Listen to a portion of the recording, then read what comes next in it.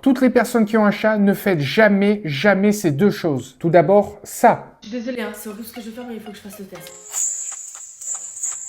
Ok, c'est bon, ça me rassure. Alors ça, c'est la chose à ne jamais faire. Ça, c'est une personne qui a voulu tester l'efficacité de son collier anti-évasion et voir s'il s'ouvrait bien. À titre personnel, c'est totalement choquant. Ok, elle voulait vérifier l'efficacité du collier, mais il y a d'autres moyens pour ça. Pour vérifier un collier anti-étranglement, tu fais une pression de gauche à droite et s'il relâche, ben c'est que c'est bon. Et si tu veux être encore plus rassuré, tu fais une pression en haut, en bas. Et si ça relâche, c'est que c'est bon. Mettre un collier anti-évasion à son chat, c'est tout à son honneur. Elle veille à sa sécurité. Vouloir le faire sortir dehors pour qu'il puisse profiter, encore plus de respect. Mais le tester de cette manière, c'est totalement proscrit. Un collier anti-évasion, c'est logiquement fiable, mais pas à 100%. On l'a vu, il est arrivé beaucoup de drames, beaucoup d'accidents, des chats pendus, étranglés, des pattes coincées, et malheureusement, des drames sont arrivés. Et lors de son essai, elle aurait pu tout simplement le bloquer, lui faire très mal. J'irai pas jusqu'à dire qu'elle aurait pu lui briser les cervicales, mais le danger était présent. S'il s'ouvrait pas, c'était le drame pour son chat. Tu veux mettre un collier anti-étranglement, vérifier sa sécurité, tu fais une pression de gauche à droite ou de haut en bas, tu tires et s'il s'ouvre, là ça suffira comme test. Et ensuite, deuxième chose, ne fais jamais ça. Regardez-moi cette beauté. Tu ne pourras plus attraper un seul oiseau.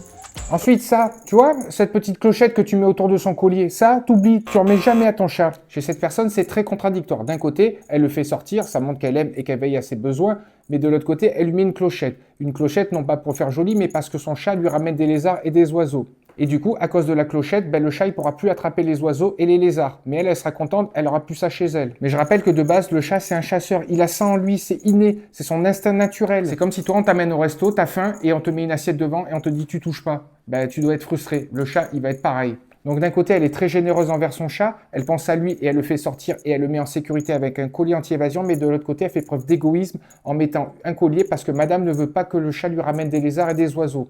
Et je rappelle que de base, contrairement à l'humain, le chat, il a une ouïe ultra développée. Et quand nous, on entend ce bruit-là, lui, il entend x30, x40, x50. Et au bout d'un moment, ce chat-là, il doit péter un boulon d'entendre ça. Et je rappelle que le chat, de base, c'est un chasseur, mais avec cette clochette, il peut passer de chasseur à proie. Et il peut être la cible de nombreuses proies, telles que les renards, les sangliers, voire même les chiens. Donc d'un côté, elle veut le protéger, mais du coup, elle le met aussi en danger à cause de ça. Et surtout, elle le frustre parce qu'il pourra plus chasser. Et que ce soit moi, tous les comportementalistes félins, tous les vétérinaires, tous les passionnés et amoureux des animaux, ils savent que la clochette, c'est dangereux psychologiquement pour le chat et ça engendre des troubles du comportement, de l'anxiété, du stress et d'autres problèmes. Donc la clochette, tu la prends et tu la mets à la poubelle. Le collier anti-étranglement, tu peux le mettre, mais tu le testes à la manière que je t'ai montré, pas la sienne.